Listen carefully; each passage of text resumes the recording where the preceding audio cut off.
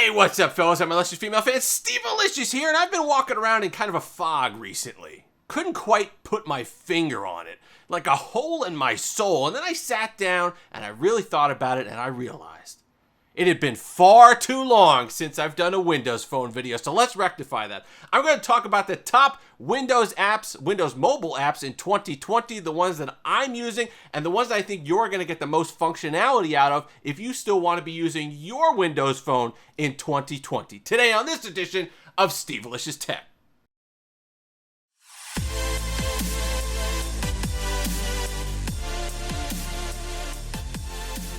And we're back as always. Thank you so much to all the new subscribers, up over 880 as of the filming of this video. If you're liking the old stuff, the new stuff, the technology in general, go ahead and give that subscribe button a tussle. It certainly means a lot to me. Make sure to stay to the end of the video. We're going to talk about which apps you shouldn't even waste your time with, ones that I tried and are no longer working, unfortunately. Now, I'm going to be breezing through a lot of these. I understand it's going to be short. They're going to be basically mentions. I might show a few of them, but I want to get through as many apps as possible in this video. If I didn't go over an app that you specifically use and like, let me know in the comment section below. I feel like this could be at least a once quarterly video where we can keep updated on what's going on or what's left in the wasteland that is Windows Mobile. So let's get right into it. First party apps. And thankfully, there are a lot of them, right? Because the larger Microsoft ecosystem is still going. They still have mobile devices, even though they're slightly different now. You have the Surface devices. There's still desktop cloud services that still work, and Windows Phone kind of gets sucked into that universe as well. But it's also a double-edged sword, because while there are still things being updated and are perfectly functional on this, some of the apps are being marched through time and updated to the point where they're not going to work on your Windows Phone anymore, but they'll still work on Windows mobile devices, meaning like your ARM-based Surface devices. So while it's nice that there's still some functionality here, there are some things that have been updated past where they'll run on these mobile devices. And let me tell you something. If you're looking for a cheap secondary device, $75 gets you this here, the Nokia Lumia 930, and a lot of functionality and a lot more functionality than the Android contemporaries from the time, which means contemporaries. But all right, here we go. So we're looking real quick. The ones that I think are the best. OneNote is something that I use all the time. I use it and it still updates perfectly. I used it to write the notes for this particular video. What's great is your desktop, Android devices, whatever you happen to be using, your iPhone, all sync right to OneNote, and it works perfectly well. So you can have that cloud functionality, which makes this feel like it's not completely disconnected. You could feel like you're still having something useful and a companion tool in your hands because of that. So OneNote is a fantastic app, and I highly recommend it. The other one that I use that's a Microsoft app is To-Do. The To-Do list syncs seamlessly, instantly through the cloud to all your devices, including your Windows devices in 2020. This is the stuff that I have going today that I want to use. Chat gets a little bit more complicated. Sort of. Depends on what you use. If you use Skype, you're good to go. Obviously, that's a Microsoft product. Still supported, still works great on your Windows 10 mobile devices. But if you're a WhatsApp user, you're out of luck. You've been out of luck for a while. You've been out of luck since Windows basically 8.1. But there's another Microsoft product. If you can convince your friends, I know it's tough, and you got to get everybody over, but it's multiple platform. GroupMe still works really well, and you'd expect it to, and it's fun, and you get kind of some of the functionality of other things. You get some emojis and stickers, and you can send pictures and have group chat, which is great because a lot of, depending on your carrier, I know in the US on AT&T, I can't get group messaging anymore on my Windows mobile devices. Your country may be different. I don't know, but a lot of times that's the functionality that goes away like you did on the BlackBerry devices. Group messages and MMS messages kind of just fall away over time, the support for it. So I highly recommend GroupMe, especially if you're missing WhatsApp and you can get your friends over to it and you're a Windows Mobile exclusive user. Listen, they got it for iPhone, they got it for Android. You're good to go if you can convince everybody to switch over. Xbox. The Xbox companion app works great. And I use it you could chat with friends, which is a lot easier sometimes if you're sending messages back and forth, especially if you're on controller. It's a lot easier to go on here, use the keyboard, and send a message back and forth. But what's also great is you kind of keep track of your achievements, stuff like that, accepting friend messages. You can even see who's on real quick. If you don't know if your friends are on or not, they're not on yet, you go on here real quick, check it. My friends are on. Okay, let's pop on and play some Sea of Thieves or whatever you happen to be doing. But it also keeps track of achievements, what people have done. It keeps track of yours. You can do the comparisons of the different games, so that still works really well. That's awesome. All your Office suite of apps still work as you'd expect, whether it's PowerPoint, whether it's Word, whether it's Excel. The ones that I used, again, was Office Lens, which still works really well. Let's go ahead and scroll down to that one here. Office Lens, you still have the functionality. I just took a picture of this. This is the notes that I had for this particular video with all the apps. So, spoiler, there you go. And it does a great job cropping it, scanning it in, and so that works as it should. The processing is still really good. Windows, and like I said, I spoke about Android devices from 2014, 2015, still using them. Yeah, technically there's still more support. That's kind of a finicky thing to say, but yeah, there's still support for them, although you use modern apps that you can maybe just download and use an app, but they're horribly slow, like prohibitively so, and a lot of times you don't get notifications. This, because of the fact that Windows Mobile is pretty much, as it was, designed to be on this particular hardware, the Snapdragon 800 in your Lumia 930, it's still really snappy. There's not that lag. The apps work as they should. There's no bloat. It's not anything that's going to slow you down. And unlike those older Android devices, you'll still want to use this. I'm okay using this and putting apps on this. I don't feel like I'm using a device from 100 years ago. And I really like that about this. Now, the other thing that you get, of course, is the OneDrive functionality. And that's across all the platforms too, whether it's your PC, whether it's other mobile devices, or whether it's this one here. You're going to get that OneDrive still working well and all that. So those are definite benefits to still having a device that's supported elsewhere by the company. So all those OneDrive enhancements, all that other stuff, you're kind of a rising tide, right? You're kind of brought along with everybody else with your Windows mobile devices, which is still pretty cool. So those are the first party apps that we have still in 2020. Hey, that's a strong selection to get you started.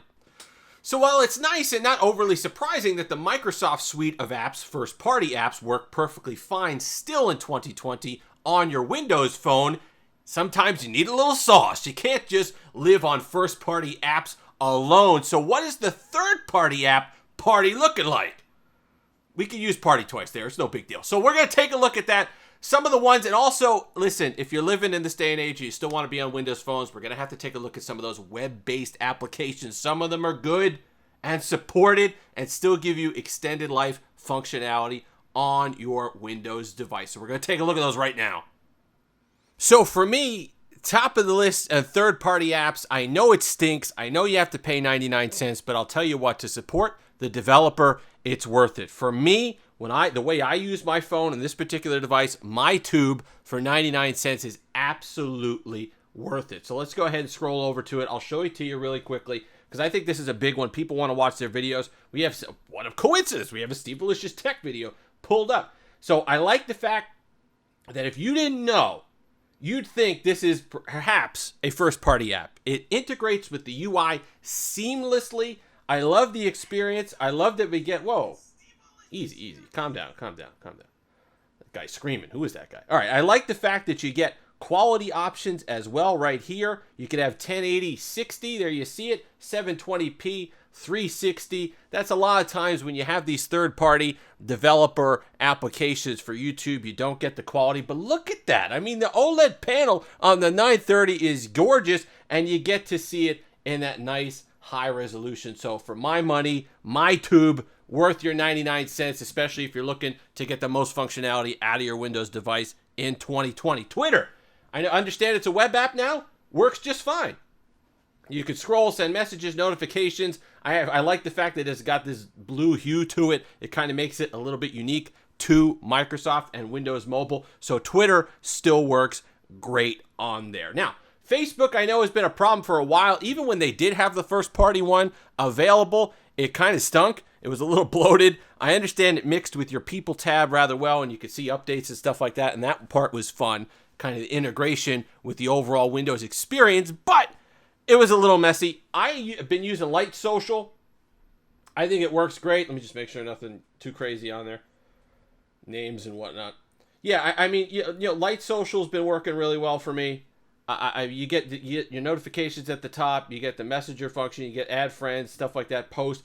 There's a premium version of it, the pro version. I don't quite know what your extra $1 gets you, but if you're using Light Social and you feel like you're really missing out on something, go ahead, spend the $1.19 or some goofy number on it that you had there and go ahead and get Light Social Pro. But I definitely think if you're looking for just an app and you don't want to use a web app, that's a great solution on Windows Mobile. The other one I found for Reddit, which works really well, is Red Planet.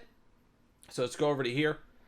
This is another app that you get. I think this one was actually free. I didn't have to pay anything for this one. And it works really well. You could scroll through your different subreddits and be just fine there and log in and have some full functionality. It takes a second, but once it loads up, you scroll through. It's got the nice dark theme incorporated with it, so it keeps with that great battery life that you're going to get from your Windows device anyway. So I think that's a really nice quality program. Now, those apps are nice. And trust me, it's nice to have a little icon, a little something you could download from the store. Speaking of the store, real quick, before I forget, because I want to get to that. When you're looking at apps to download, be careful, because a lot of apps will still be for mobile, even if you filter by mobile, but when you go to them, it'll say that there's a problem. So let's go. Oh, my video is still playing in the background. Forgot about that. There we go. I was like, what's that noise? So you go here, and it says, you know, everything's fine. But if there's a problem, always check system requirements, even if it's for mobile. You'll have a little triangle with an exclamation point here and says system requirements issue, and then you go ahead and because a lot of times, you know, it's weird the way Windows 10 works. Even with mobile, a lot of them will require a higher build number than your last over-the-air update for your particular Windows device. I want to get a Lumia 950 XL and see if that's the case on the very last Windows device, official device, or official build, I guess, of Windows 10 on a mobile device. My 930, this last over-the-air update, can't handle a lot of the mobile apps that say are okay for mobile. So I'm guessing perhaps at this point they're Surface only. So be careful there. But even if it lets you download it or it says it's available for mobile, just go down to system requirements to see if you have that little triangle with the exclamation point, because that means it's not going to work on your device even if it says and you're filtered for mobile. So, like I was saying, that brings us back to what the future of a Windows mobile environment is going to look like. And to me, it's those web apps. And I know, look, at least you know you're using something that's secure, that's up to date, and a lot of them are fairly seamless. With Edge, we'll go over a couple things, but this is the first one. Let's go to Microsoft Edge. Okay, let's just pull that up. And there's a site. This is because I had it on the web one, so I know it's a pain in the butt. But look, we're going to type in app sco.pe. I'll leave the link down in the description. But you open that up and you go to search, and it's got all the web application links cataloged for you. So the important ones are social, Twitter Lite, Telegram, Instagram's down here. But let's do Telegram for a second, because this is, quite honestly, at this point, your best option for Telegram. So let's hit Telegram. We hit Launch App. And there we go. It's going to want us to sign up, put our number in, all this stuff for Telegram. But let's say you don't want to do that though every time, and I get it. Thankfully, with the Windows tiles and Windows Edge, go down, hit the 3 dots, pin this page to start. Then when you go back out, you're going to have a new tile at the bottom. Bam, that's Telegram Web. And you just hit that, and then you boot it up. And it takes a second. Yeah, I get it, but it's the fully functional web version of that app. See, you could do the same thing for Instagram. They have Instagram on there. It takes a second to boot up. I get it. It's not cached, but you stay logged in, and look at that. I mean, is that what this smooth as could be? Nice resolution. Stories work fine. Let's go ahead and look at the stories. It switches itself to full screen for the stories, and they work well. I mean, that's really your best bet on a lot of these things.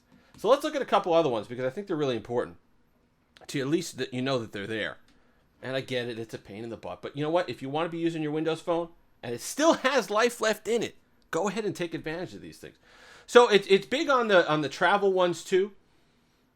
because you're going to get Google Maps, Uber, your Lyft, there's Airbnb here. There's a good selection of different ones. And like we said, social, you've got Telegram, you've got Pinterest. I think there was one in Instagram, obviously the big ones, Tumblr's on there.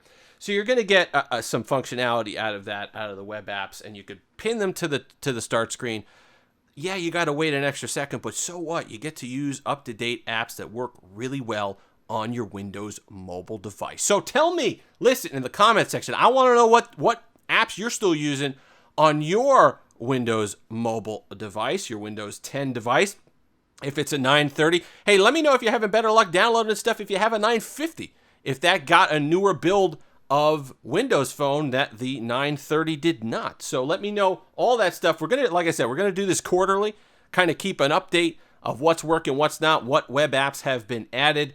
Like I said at the beginning of the video and in the middle there, listen, Crunchyroll doesn't work anymore.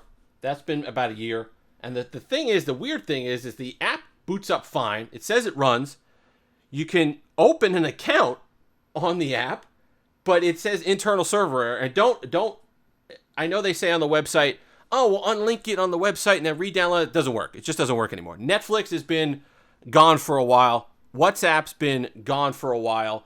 Spotify, yeah, the app still technically works, some stuff, but search is gone. Don't waste your time. Line is gone. Audible still works. That's one if you like your audiobooks. So that's fine. But a lot of those major ones have moved on. But, you know, you could still use the web versions. You could kind of make your own web app if you can get to the mobile part of the site and link it and then do that pin to start and then have the tiles down here like it were a Windows device. But for my money, of the old devices, if you want to say of the obsolete devices, Windows Phone offers you the most functionality because of the Microsoft Cloud ecosystem and because of the fact that those web-based applications work so well. You're going to have some extended life out of the devices that we love so much, and you get to flash that design. If you've made it this far, like, comment, subscribe, all that fun stuff. Until next time, have that Steve-licious day.